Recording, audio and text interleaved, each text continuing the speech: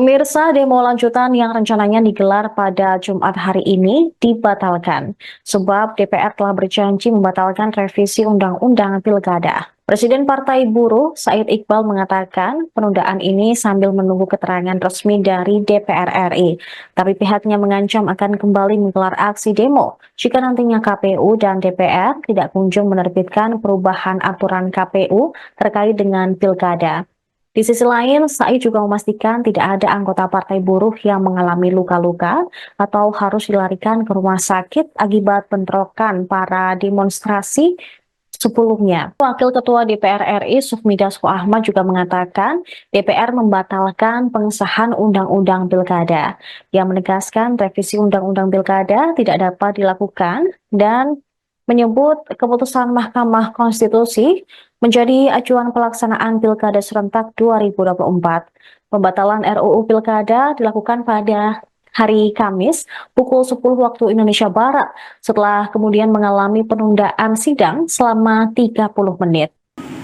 Setelah kemudian mengalami penundaan selama 30 menit, maka tadi sudah diketok bahwa revisi Undang-Undang Pilkada tidak dapat dilaksanakan.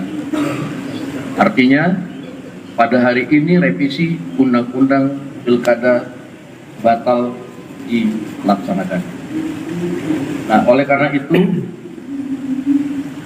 sesuai dengan mekanisme yang berlaku, apabila mau ada paripurna lagi harus mengikuti tahapan-tahapan yang diatur sesuai dengan tata tertib di DPR. Dan karena pada hari Selasa tanggal 27 Agustus 2024 kita sama-sama tahu sudah pada tahapan pendaftaran Pilkada. Nah, oleh karena itu kami tegaskan sekali lagi, karena kita patuh dan taat dan tunduk pada aturan yang berlaku, bahwa pada saat pendaftaran nanti karena RUU Pilkada belum disahkan menjadi undang-undang, maka yang berlaku adalah hasil keputusan Mahkamah Konstitusi Judicial Review yang diajukan oleh Partai Buruh dan Partai Gelora. Demikian pernyataan singkat dari kami, mudah-mudahan menjadi jelas.